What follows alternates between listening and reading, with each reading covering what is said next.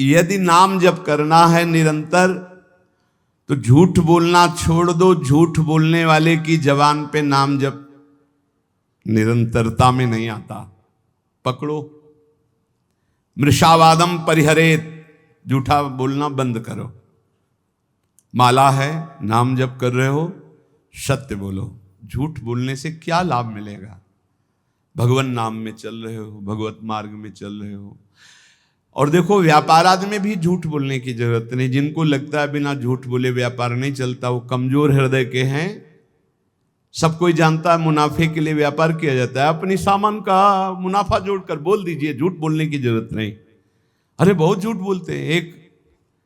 एक गमछा है खरीदने के लिए, जिससे गए वो 130 रुपया, नहीं थोड़ा कम कर दो।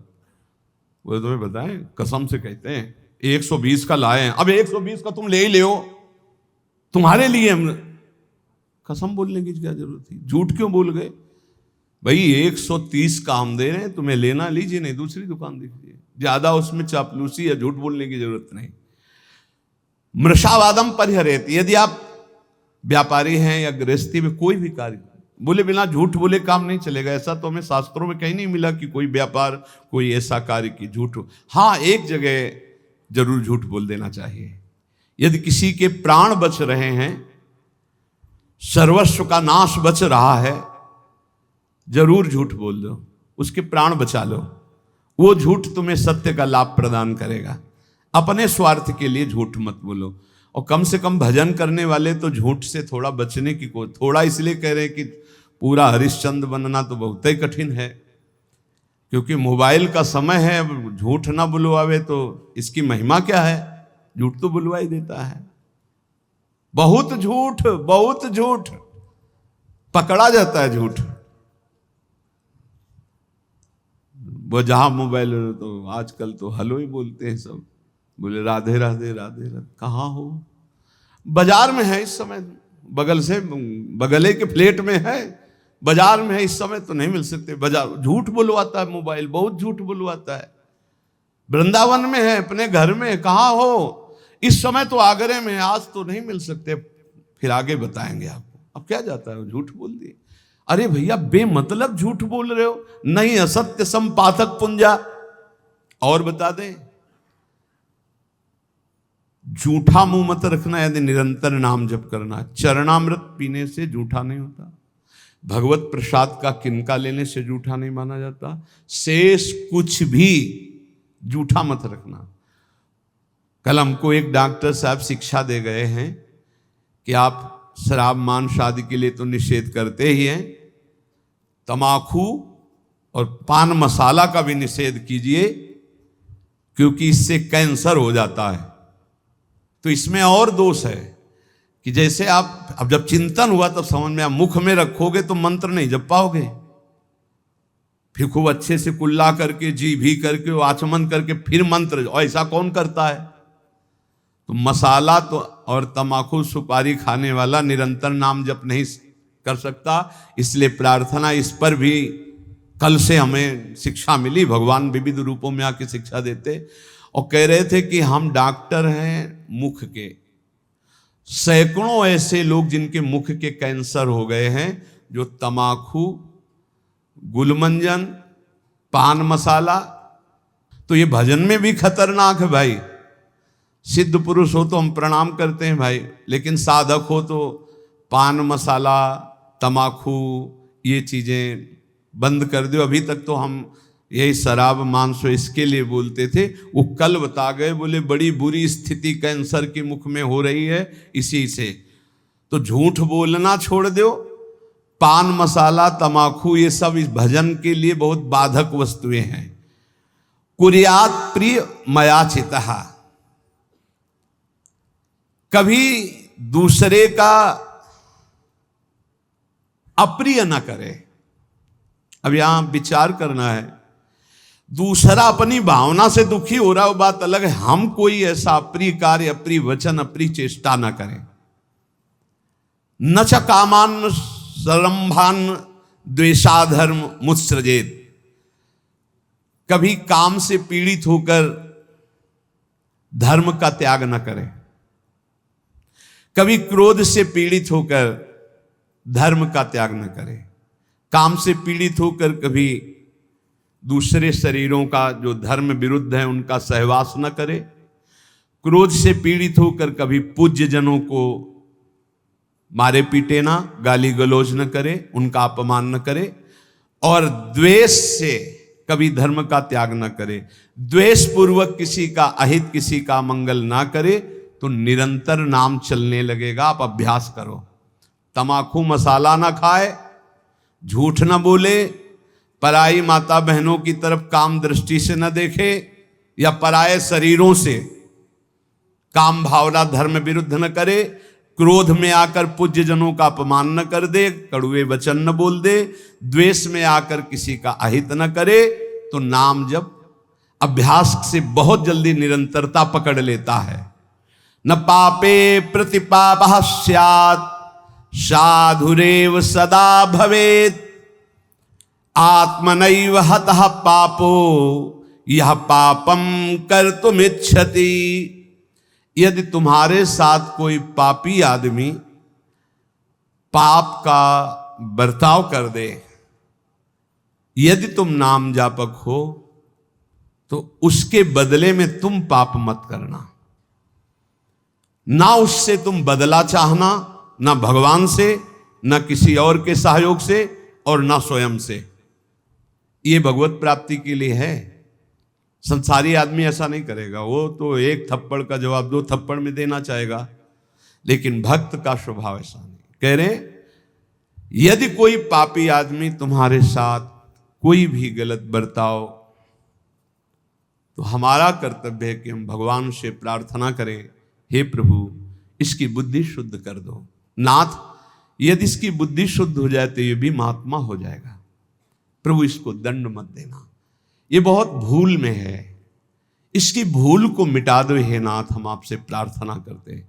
इसका प्रभाव ये होगा कि भगवान आपसे बहुत प्रसन्न हो जाएंगे। उसका तो जो होगा वो उमा क्षमा सापौते भारी, वो दंड तो भोगेगा ही भोगेगा पक्का, पर आपने क्षमा कर दिया तो आपके लिए आपके इष्ट बहुत प्रसन्न हो जाएंगे आपसे। जो साधु स्वभाव है वो किसी भी भारी संकट में पड़कर भी पाप कर्म ना करे। जैसे एक प्रसंग आता है संकट का, सदन जी का, सदन कसाई जी बड़े महाभागवत थे। ये भगवान श्री जगन्नाथ जी के दर्शन करने जा रहे थे, महान अनुराग रस में डूबे हुए, 2-4 घरों से भिक्षा ले लेते पाते हुए। फिर तो संध्या समय था, एक घर में भजन करने से एक मुख में विशेष आकर्षण होता है, भागवती का आकर्षण होता है, जो एक आत्म सुख प्रदान करता है। लेकिन जो विषयी जन होते हैं उनके लिए वो आकर्षण काम में भी बदल सकता है। तो उनको एक नवयुवती जो नववधू थी उस घर में, उसने देखा तो उसने कहा, बाबा यहीं पा लीजिए। उनका जैसी आपकी इच्छा। जब पाया तो कहा यहीं विश्राम कर लीजिए। कहाँ जाते हो? तो कहा जगन्नाथ जी के दर। तो सुबह चले जाना। अब यहां थोड़ी त्रुटि हो गई। बैरागी को सहसा किसी के घर में शयन करना निषेध है, या तो दरवाजे के बाहर, या देव मंदिर, या ग्राम के किनारे कोई वृक्ष, कोई ऐसा देवालय आदि में, अन्यथा या तो कोई वैष्णव महाभागवत, फिर भी उसके बाहर उसकी सैयाओं पर ना सोए जो घर गृहस्थी की है। सहज सरल चित्त तो उसी घर में शयन कर गए। उनको होगा कोई कमरा ऐसे, और अन्य बड़े घर होते हैं। रात्रि जब हुई तो उनकी वही नववधू आई, उसके पति थे, अभी नववधू हुई थी। उसने काम वेदना से पीड़ित होकर याचना की सदन से। सदन जी ने कहा कि तुम कैसी हो, तुम्हारे पति है फिर भी तुम ऐसी याचना करती हो। चली गई। उनको लगा कि शायद समझ आ गई हो, उसने जाके पति की हत्या कर दी। उसको लगा कि ये इसलिए बड़ा काम पापी स्वभाव का होता है, जब बुद्धि में बैठ जाता है कुछ भी पाप पूरे परिवार को मार सकता है। ऐसा है, बहुत ऐसी घटनाएं सुनने को मिलती है। वो आयुष ने कहा पति की हत्या कर दी, अब तो स्वतंत्र होना, अब तो भयरहित हो। तो उनका धूर्त कहें कि ये हमने कब कहा, ये महत अपराध करने वाली तू है। तो उसने कहा होश में अगर हल्ला मचा दिया तो जान से मार डाले जाओगे यहीं। उन्होंने विचार किया कि बात तो सत्य है। तो उन्होंने कहा धर्म में प्राण त्याग देना सही है, लेकिन अधर्माचरण करना सही नहीं। तो उनका देवी तो चाहे जो कुछ करना चाहे कर ले, पर मैं धर्म विरुद्ध आचरण नहीं करूंगा। उसने हल्ला मचा दिया, गांव के लोग एकत्रित हो गए। क्या ये साधु नहीं है, ढोंगी है, इसको हमने बड़े सम्मान से भोजन पवाया और अपने घर में वास दिया, ये रात्रि में कुछ धर्म विरुद्ध आचरण करना चाहा था, मेरे पति ने विरोध किया तो पति का गला काट दिया। अब मेरे साथ मनमानी करना चाहता था तो मैंने आवाज लगा दी, आप लोग मेरी रक्षा कीजिए। बंदी बना लिए गए, राज दरबार में पेश किए गए। राजा ने पूछा क्या आप अपराध किया? एक बार उन्होंने कहा कि नहीं। तो उस स्त्री ने कहा झूठा है, ये दम्भी है, पाखंडी है, साधु नहीं है, वो महापुरुष थे। राजा ने पुनः पूछा तुमने अपराध किया? तो उनका ये जो देवी कह रही उसी के अनुसार मुझे दंड दिया जाए, क्योंकि भगवान की इच्छा, इसीलिए सब विधान बना। तो दोनों हाथ यहां से काट लिए गए, हाथ कटवा लिया धर्म विरुद्ध आचरण। अब कुछ ऐसे लेप लगाए गए जिससे रक्त रुक गया। जगन्नाथ जी के दर्शन करने गए तो बहुत हंसे प्रभु से, क्योंकि वो सच्चे थे। उन्होंने कहा प्रभु आप जानते हैं फिर भी ये लीला, अगर आज हाथ होते तो मैं हाथ जोड़कर आपको प्रणाम करता, पर स्वीकार करो आप हमारा। और जे ही ऐसे किया तो नवीन हाथ उनके प्रकट हो गए। सच्ची मानिए, कह रहे यहां कि आत्मनैव हतः पापो यह पापम कर्तुम इच्छति, पापानां विद्याधिष्ठानम लोभमेव द्विजोत्तम, लुब्धा पापम व्यवस्यन्ति नरा नाति बहुश्रुताः। किसी भी लोभ या किसी धर्म संकट में फंस करके भी पाप आचरण नहीं करना चाहिए। कभी कई तरह के ऐसे धर्म संकट भक्तों के जीवन में आते हैं, उस समय आप अपने आराध्य देव की निष्ठा में रहो। प्राण भी चले गए तो भगवान की प्राप्ति हो जाएगी, लेकिन धर्म भ्रष्ट हो गए तो क्या? जीवन धन गौर श्याम की प्राप्ति के लिए उनका स्मरण करते हुए 100 लात खा करके भी हम किसी को कुछ नहीं कहेंगे, अपनी श्री जी की प्राप्ति के लिए चलेंगे। वाग्वाण प्रपतंतु मर्म शतम पाद प्रहारासिर, ये है प्राप्ति करने की इच्छा का नाम। ये है, आपसे बहुत हृदय से बात कर रहा हूं। जब आप भगवत प्राप्ति के लिए कमर कसेंगे तो माया तुम्हें रौंदेगी पक्का। वो या तो इतनी अनुकूलता दे देगी कि आप प्रमाद में भूल जाओ, और या हर कदम में प्रतिकूलता दे देगी कि चलना मुश्किल हो जाएगा। अब क्या करूं? उस स्थिति में भी चाहे सर्वस्व नाश हो जाए, मैं श्री जी को नहीं छोड़ सकता। मैं भगवत प्राप्ति की किसी भी तरह से, अब इसमें गुंजाइश नहीं, मैं और साझा नहीं कर सकता। सिर्फ भगवत प्राप्ति, जीवन भगवत प्राप्ति के लिए हर कष्ट सहूंगा, पर श्री जी को नहीं छोड़ सकता। बस हो गया। वाग्वाणा प्रपतंतु मर्म सुसतम पाद प्रहारा सिरो, चाहे जितना कष्ट दो, 100 लात मारो, 100 गालियां दो, हम वृंदावन नहीं छोड़ेंगे, हम प्रियाजू की उपासना नहीं छोड़ेंगे। सब छूट जाए, सब नष्ट हो जाए, आप जानो आपका काम जाने, हम आपको नहीं छोड़ सकते। स्मारम मथापि जीवन धनम। तो क्या मिलता है? बोले वो स्मरण करता हुआ, बार बार स्मरण करता हुआ अपने जीवन धन गौर श्याम प्रिया प्रीतम, ऐसा मुदितो, ऐसा आनंदित रहता है कि उसको परवाह नहीं रहती कौन गाली दे रहा है, कौन मार रहा है। ऐसी उत्तम स्थिति वत्स्यामि वृंदावने, मैं ऐसे वृंदावन में वास करूंगा, चाहे मुझे कोई मारे, चाहे गाली दे, चाहे अपमान करे। भुक्तम जन्मनि जन्मनि प्रियवधू चंदनाद्यम त्वया, अहंकारस्तु न शांते वसुयसो वौहर्जितम नाद्य तत्। बहुत सुंदर बात कह रहे हैं। अभ्यस्ताच समस्त शास्त्र विततिर्मोहस्तु नास्तम गतस् तन्निर्विद्य समस्ततो भज महानंदाय वृंदावनम। जन्म जन्म में हमने बहुत भोग भोगे, काम भोग भी भोगा है, नववधु, माला चंदन, नाना प्रकार की सुख सामग्री, बहुत अहंकार था, बड़े बड़े पदों में गया, कुछ नहीं, आज फिर वैसे का वैसा हूं। भाई मेरी प्रार्थना मान लो ऐसे आप भी हो, कभी आप भी देवता बने होगे, स्वर्ग के भोग भोगे होगे, कभी नरक गए होगे, कभी नाना प्रकार की और योनियों में गए होगे, सब भोगा, सब कर लिया, भगवत प्राप्ति नहीं की एक बार भी। अब हिम्मत कर लो, बहुत शास्त्र पढ़ लिए, ज्यादा पढ़ने की जरूरत नहीं। कह रहे हैं अभ्यस्ताच समस्त शास्त्र विततिर मोहस्तु, मोह ही होगा, अज्ञान ही बढ़ेगा। क्या अष्टांग योग में चलें कि ये सिद्धि प्राप्त करें, कि इस मार्ग में चलें, कि इस मार्ग में चलें। बहुत शास्त्रों का ज्ञान होना दुर्भाग्य ही है। कोई कह सकता है ऐसा कैसे कह सकते हो? क्योंकि वो निर्णय ही नहीं कर पाता मैं किधर चलूं। हजारों मार्गों का ज्ञान है, एक कदम नहीं चला किसी मार्ग में तो दुर्भाग्य नहीं और क्या है। निर्णय निकला, पूरा जीवन हो गया, हर किलोमीटर का ज्ञान है, हर रास्ते के, लेकिन चले एक कदम नहीं कि उस किलोमीटर के बाद फिर क्या है। अब गए ही नहीं तो अनुभव ही नहीं है। ऐसा शास्त्र ज्ञान किस काम। आपको भारत के हर मार्ग का ज्ञान है, किलोमीटरों का, लेकिन आपने यात्रा किसी भी पावन तीर्थ की नहीं की, तो बैठे बैठे इस ज्ञान से क्या आप परम पवित्र हो जाएंगे क्या? आपने कभी अवगाहन नहीं किया किसी तीर्थ का, किसी धर्म क्षेत्र का, किसी पुरियों का, धामों का, और आपको सब ज्ञान है। वो ज्ञान किस काम का? हलवा की पूरी प्रक्रिया बनाने के आप एक सांस में बता जाओगे, लेकिन कभी बना के पाया? बोले नहीं, तो फिर मतलब क्या रहा? ये शास्त्र ज्ञान तभी सार्थक है जब भगवत साक्षात्कार करो।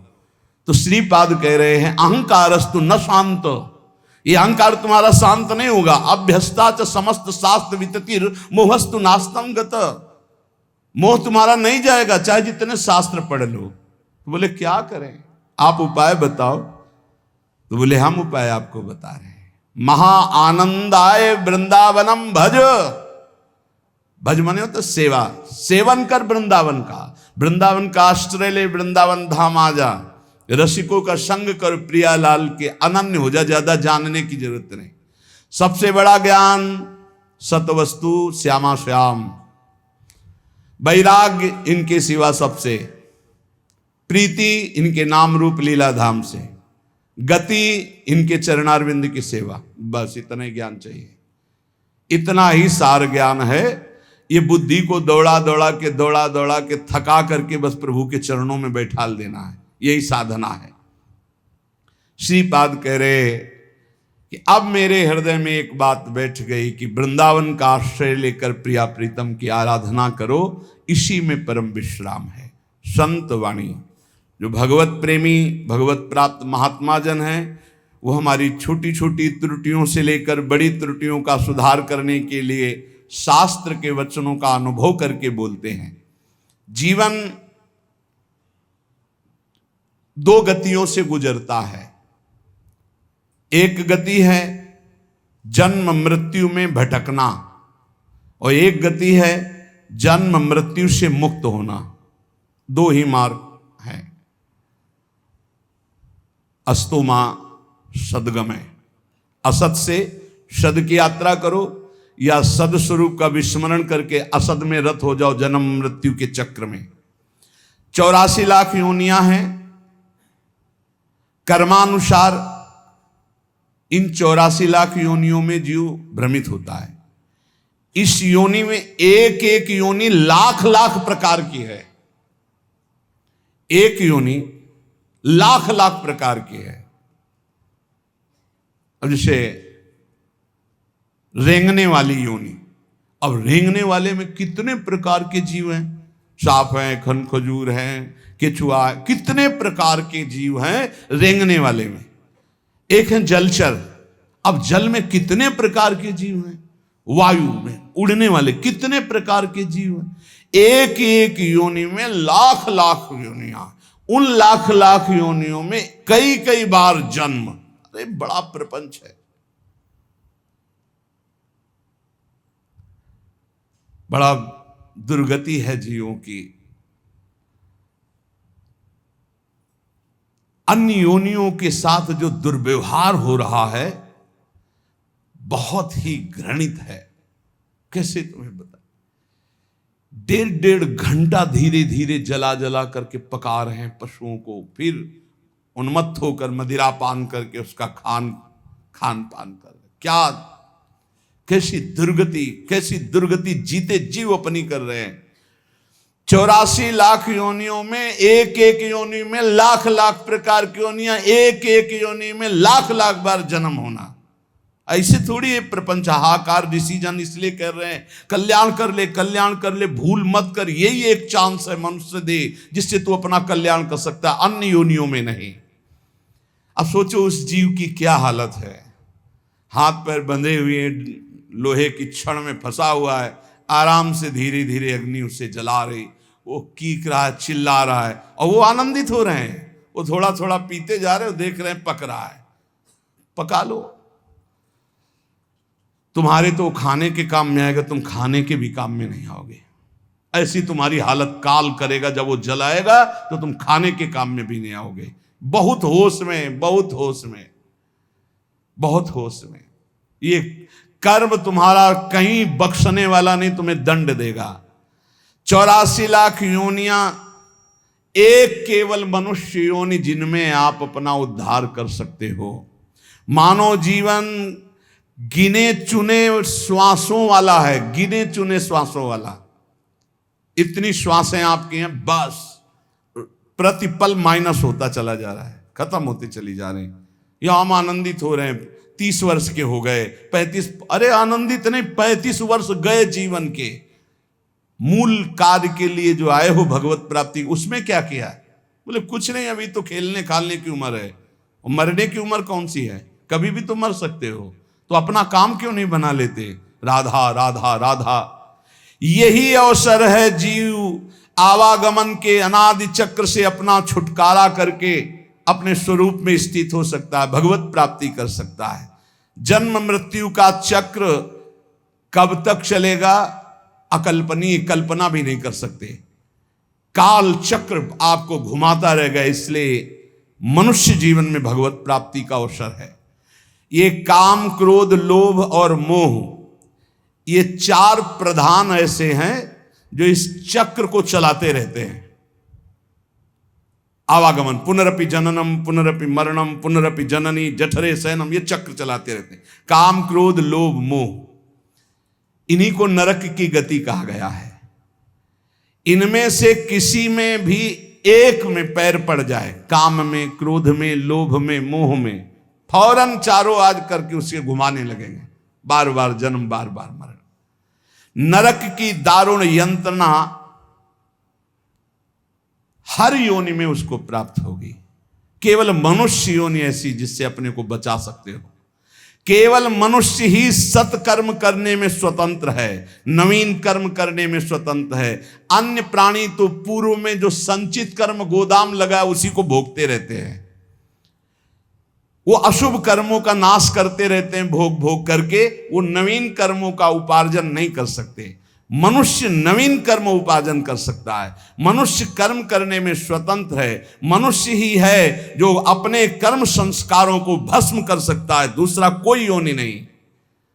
अब उसे सोचना है कि जो आपके गंदे कर्म जमा हैं उसमें और प्लस करना है या आग लगाना है पूरी गोदाम को। स्वतंत्र हो आप। काम क्रोध लोभ मोह, ये जिनके जीवन में है, निश्चित समझो उनका जन्म मरण पक्का है, जन्म मरण पक्का है।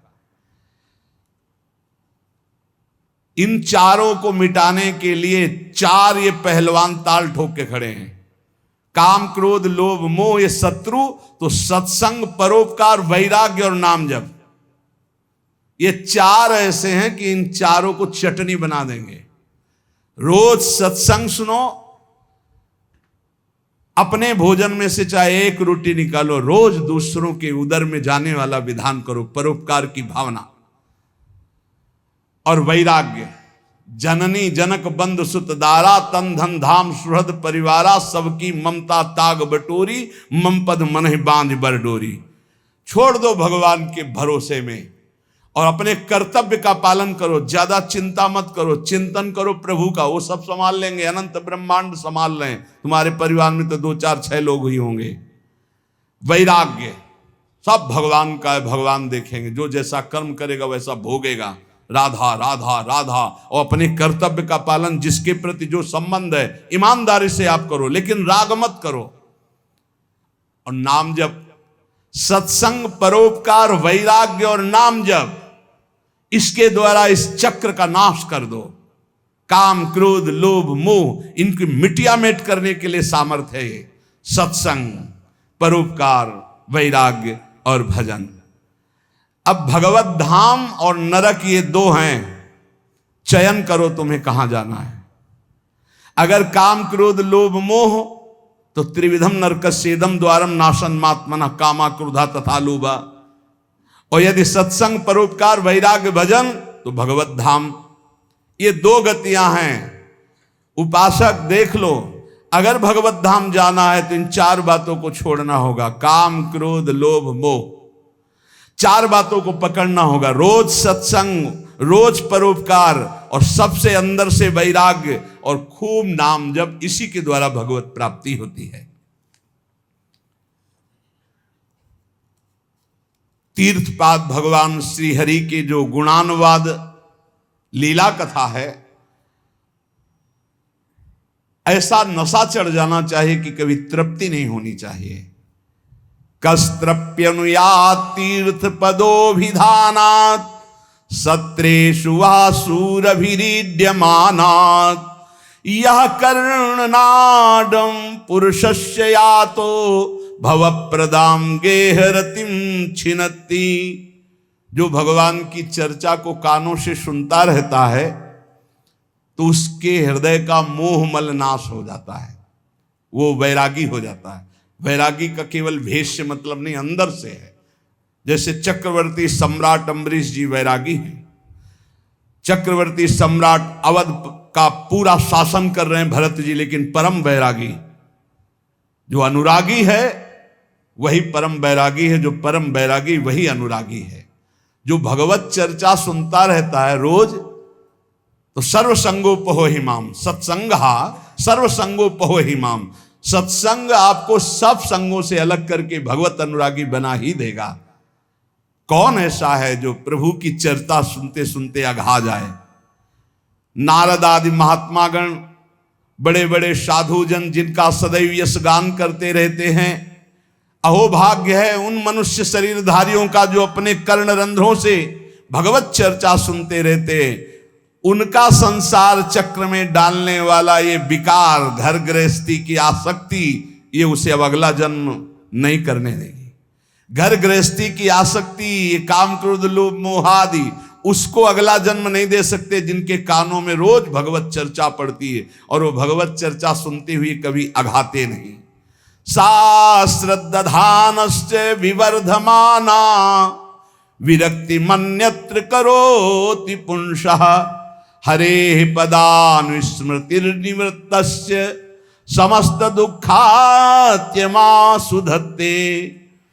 जब कथा सुनते सुनते कथा में स्वाद आने लगे, एक एक शब्द बहुत गंभीर आनंददायक लगने लगे, तब समझ लेना चाहिए कि अब हमारे कल्याण का अवसर आ गया। भगवान की बातें बहुत प्रिय लगने लगे, भगवत चर्चा एक आनंद देने लगे। समस्त विषयों से वैराग्य उसी का होता है जो रोज सत्संग सुनता है।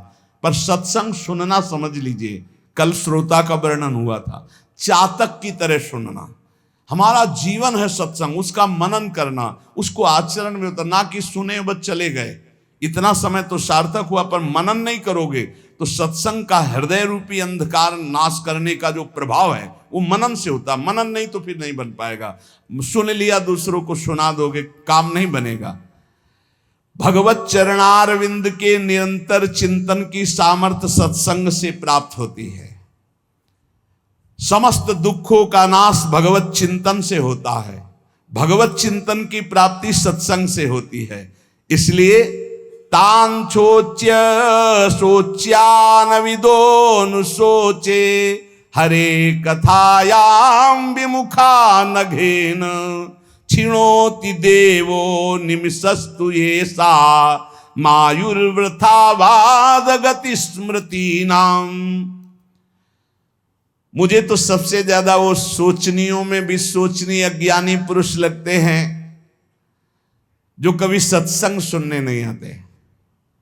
पिछले पूर्व पापों के कारण उनको भगवान की कथा में सुनने में बिल्कुल रुचि नहीं है, और अगर कभी कोई उनका मित्र आदि ले भी आवे तो सुनना नहीं चाहते। तुम आओ सुन के हम बाहर खड़े हैं, वो इतनी दूर खड़े हो जाएंगे कि कान में शब्द ना पड़े। और अगर कभी सत्संगियों को देखेंगे भी तो उनके दोष दर्शन करेंगे, इनका क्या सुधार हुआ सत्संग से, ये वो ऐसा। हाय हाय, बड़े शोचनीय है कि मानव देह प्राप्त करके उनको सत्संग नहीं मिला। काल भगवान ऐसी अमूल्य श्वासों को व्यर्थ में नष्ट करवा रहे हैं। उनकी वाणी दूसरे के निंदा प्रपंच गायन में, देह भोगों में, व्यर्थ के वाद विवाद, व्यर्थ की चेष्टा, व्यर्थ के चिंतन में उनका जीवन चला जाता है। इसलिए इस लोक में तुम केवल धर्म का आचरण करते हुए ही अर्थ का सेवन करो, भोगों को भगवद अर्पित करके परम पुरुषार्थ भगवान की प्राप्ति का उपाय करो, वही मनुष्य जीवन श्रेष्ठ है। पापाचरण से बचने की चेष्टा करो, निरंतर नाम जप करो, कोई व्यसन ना करो, सहसा झूठ मत बोलो, तो तुम्हारे हृदय में निरंतर नाम की वृत्ति स्थायी आ जाएगी। नाम चलने लगा तो हम जीत गए, हम जीत गए। नाम सर्वोपरि, चाहे जैसी परिस्थिति हो, नाम न छोड़ो, नाम पकड़े रहो, नाम तुम्हें पकड़ लेगा, नाम ही तुम्हारे हृदय में छा जाएगा, और जीवन का यही परम लाभ। शेष चर्चा आगे। श्री राधा वल्लभ लाल की।